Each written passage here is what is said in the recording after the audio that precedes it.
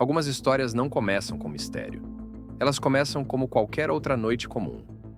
Uma estrada vazia, um carro parado, um telefone tocando. Naquele momento, ninguém imaginava que aquela ligação se tornaria parte de um dos desaparecimentos mais inquietantes já registrados nos Estados Unidos. Havia comunicação, havia consciência, havia alguém do outro lado da linha. Durante quase uma hora, um jovem descreveu o que via, explicou sua situação e tentou encontrar ajuda. Até que algo mudou. Uma única palavra foi dita. A chamada caiu e nunca mais houve resposta. O que aconteceu depois daquela frase permanece sem explicação até hoje. Brandon Victor Swanson tinha apenas 19, nascido em 1989 anos, quando desapareceu sem deixar rastros. Era a madrugada do dia 14 de maio de 2008, perto da pequena cidade de Taunton, Minnesota, nos Estados Unidos. O que parecia ser apenas mais uma noite comum, terminou se tornando um dos casos de desaparecimento mais inquietantes do país. Após sair de uma comemoração entre amigos, Brandon acabou dirigindo por estradas rurais mal iluminadas. Em algum ponto do caminho, seu carro saiu da pista e caiu dentro de uma vala. O acidente não foi grave o suficiente para feri-lo seriamente, mas foi o início de algo muito pior. Preso no meio do nada, Brandon pegou o celular e ligou para seus pais. Durante horas, ele conversou com eles ao telefone, tentando explicar onde estava. Mesmo falando de forma lúcida, algo parecia fora do lugar naquela ligação. Ele acreditava estar em uma localização diferente da real. Enquanto seus pais tentavam ajudá-lo, Brandon decidiu sair do carro e caminhar no escuro. Essa foi a última decisão conhecida que ele tomou. Quem era Brandon Swanson? Antes do desaparecimento, Brandon levava uma vida considerada comum. Ele estudava na Minnesota West Community and Technical College, na cidade de Canby, Minnesota. Seu curso era voltado para engenharia e geração de energia eólica, uma área promissora e técnica. Brandon era visto como um jovem responsável, focado nos estudos e com planos para o futuro. Naquele dia específico, era o último dia de aula do programa que ele cursava. Para celebrar o encerramento do curso, ele e alguns amigos decidiram organizar uma festa. A comemoração aconteceu na casa de um colega, no distrito de Lind. Nada indicava que aquela noite terminaria em tragédia. Era apenas um grupo de jovens celebrando uma etapa concluída. Risos, conversas e música marcaram o início da noite. Brandon não demonstrava comportamento estranho ou preocupante. Para todos ao redor, ele parecia exatamente como sempre foi. Entre 22 horas e 30 minutos e 23 horas, Brandon decidiu sair da primeira festa em Lind. Ele pegou o carro e seguiu até Canby, onde acontecia outra reunião entre amigos. O motivo era simples: se despedir de um colega que estava prestes a se mudar para outro estado. Segundo os amigos que estavam na primeira festa, Brandon não aparentava estar bêbado ou intoxicado. Ele falava normalmente, caminhava sem dificuldades e parecia consciente de suas decisões. Na segunda festa, já em Canby, testemunhas afirmaram que Brandon tomou uma dose de uísque, nada fora do comum para uma despedida entre jovens. Pouco depois da meia-noite, Brandon decidiu ir embora. Ele entrou no carro com destino ao distrito de Marshall, onde morava. Era um trajeto que ele conhecia bem. As estradas rurais da região, porém, eram escuras e pouco sinalizadas. Essa viagem curta seria a última coisa conhecida que Brandon fez sozinho. Por volta de 1h15 da madrugada do dia 14 de maio de 2008, a viagem de Brandon tomou um rumo inesperado. Enquanto dirigia por uma estrada rural de cascalho, seu carro saiu da pista. O veículo caiu dentro de uma vala, em uma área isolada, cercada apenas por campos e escuridão. O impacto não foi violento o suficiente para causar ferimentos graves. Brandon saiu do carro consciente, conseguindo se mover e pensar com clareza. Seu primeiro instinto foi tentar ligar para os amigos que estavam nas festas. Ele fez várias chamadas, uma após a outra. Nenhuma foi atendida. Sozinho, no meio da madrugada, sem ajuda imediata, a situação começou a se tornar mais tensa. O silêncio ao redor era absoluto. Sem alternativas, Brandon decidiu ligar para as únicas pessoas que sempre atenderiam: seus pais. Por volta de 1h50 da manhã, o telefone de Brian e Annette Swanson tocou. Do outro lado da linha estava Brandon, tentando manter a calma. Ele explicou que havia sofrido um pequeno acidente e que o carro estava preso em uma vala. Disse claramente que não estava machucado. O problema, segundo ele, era simples. Não conseguia tirar o carro sozinho. Brandon pediu ajuda ou, ao menos, uma carona para voltar para casa. Ele afirmou que estava na estrada entre as cidades de Marshall e Lind. A localização parecia clara para ele naquele momento. Para seus pais, aquilo soava como uma situação resolvível. Eles entraram no carro imediatamente para buscá-lo. Nenhum deles imaginava que aquela seria a última conversa normal que teriam com o filho, e que, apesar de estarem próximos, algo inexplicável os separava. Brian, seu pai, e Annette, sua mãe, chegaram ao local indicado por Brandon.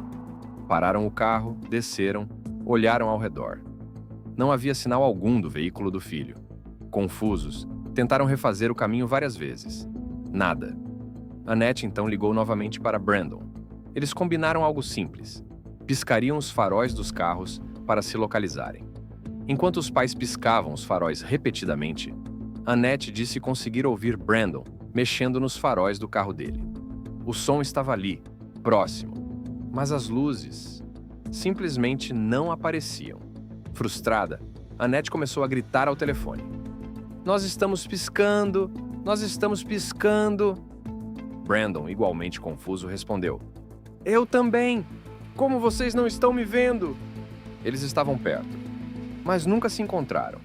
A tensão da ligação começou a aumentar. Brandon, frustrado, acabou desligando o telefone. Pouco tempo depois, Annette ligou novamente. Ela se desculpou por ter gritado, pela frustração e pelo desespero. Brandon atendeu. Agora mais calmo, ele disse que acreditava conseguir ver as luzes da cidade de Lind à distância. A ideia parecia lógica para ele. Ele decidiu deixar o carro para trás. Disse aos pais que iria caminhar até a cidade e encontrá-los em um estacionamento local. Brian e Annette concordaram, ainda que preocupados. Eles decidiram permanecer no telefone durante todo o trajeto. Assim poderiam guiá-lo e garantir que ele não estivesse sozinho. Essa decisão mudaria tudo. Enquanto caminhava, Brandon começou a descrever o caminho que fazia. Disse que estava atravessando estradas de cascalho. Comentou que havia passado por 2 cercas, que precisou atravessar. A voz dele parecia cansada, mas ainda lúcida. Em determinado momento, Brandon mencionou algo estranho. Ele disse estar ouvindo barulho de água. Isso preocupou imediatamente seus pais. Naquela região havia córregos, valas profundas e áreas alagadiças. Mesmo assim, Brandon acreditava estar no caminho certo. Ele explicou ao pai que estava cortando caminho pelo campo para chegar mais rápido. A ligação continuou por longos minutos. No total, aquela chamada durou 47 minutos. Até que, de repente, tudo mudou. Sem aviso algum, no meio da ligação, Brandon gritou. Logo em seguida, a chamada foi interrompida. O silêncio tomou conta da linha. Brian tentou ligar de volta imediatamente. Nenhuma resposta. Para o pai, o som foi claro. Parecia que Brandon havia escorregado, tropeçado ou caído. Mas onde? Em água?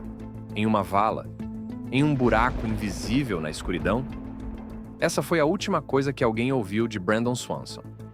Desde aquele momento, ele nunca mais foi visto. Extremamente preocupados, Annette e Brian continuaram procurando pela região até cerca de 6h30 da manhã. Cansados, assustados e sem respostas, decidiram procurar ajuda oficial. Eles notificaram a polícia sobre o desaparecimento do filho. A resposta inicial não foi o que esperavam. As autoridades disseram para não se preocuparem naquele momento. Afirmaram que não era incomum jovens ficarem fora durante a noite sem dar notícias. Sugeriram que aguardassem mais um pouco. Para Annette e Brian, aquilo não fazia sentido. Eles conheciam o filho, sabiam que algo estava errado. Com insistência, relataram cada detalhe da ligação, cada minuto, cada palavra. Diante da pressão dos pais, a polícia decidiu dar um passo a mais. Solicitou então os registros telefônicos do celular de Brandon. O que eles descobriram mudaria completamente o rumo da investigação. Ao analisar os dados das torres de celular, a polícia chegou a uma conclusão alarmante. Brandon não estava entre Marshall e Lind, como acreditava. Na verdade, seu telefone indicava proximidade com o distrito de Porter. Porter ficava a cerca de 30 quilômetros de Lind. Era uma região completamente diferente. E pior, em outra direção. Isso significava que Brandon estava totalmente desorientado durante a ligação. Ele acreditava estar indo para um lugar, mas caminhava para outro. A partir desse momento, o caso deixou de ser tratado como algo comum. As autoridades passaram a considerar a situação como um desaparecimento real e urgente. Equipes foram mobilizadas imediatamente. O foco agora era a região indicada pelos registros telefônicos. A corrida contra o tempo havia começado. Por volta de 12h30 do mesmo dia, a polícia fez uma descoberta importante. O carro de Brandon foi encontrado próximo à divisa entre os distritos de Porter e Taunton, exatamente na área apontada pelos registros telefônicos. O veículo estava intacto. Não havia sinais de colisão grave. Nenhum vidro quebrado, nenhum indício de luta. No entanto, algo chamava a atenção. As rodas dianteiras estavam suspensas, presas na vala. Ficou claro que uma pessoa sozinha não conseguiria tirar o carro dali. Isso confirmava o que Brandon havia dito aos pais. Ele realmente precisava de ajuda. Mas Brandon não estava mais ali. Nem no carro, nem ao redor. Era como se tivesse simplesmente desaparecido. Com a gravidade da situação confirmada, uma grande operação de busca foi iniciada. Equipes especializadas foram mobilizadas imediatamente.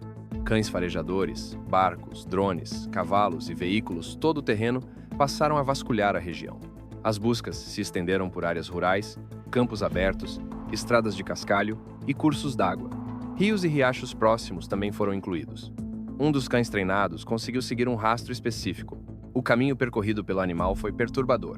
O rastro cruzava um riacho, subia pela margem oposta e seguia até uma estrada de cascalho. Na divisa com o condado de Yellow Medicine, o rastro simplesmente desapareceu. Nenhuma continuação, nenhuma pista adicional, nenhum sinal de Brandon. Mais uma vez, o caso chegava a um ponto morto. Com o passar dos dias, o ritmo das buscas começou a diminuir.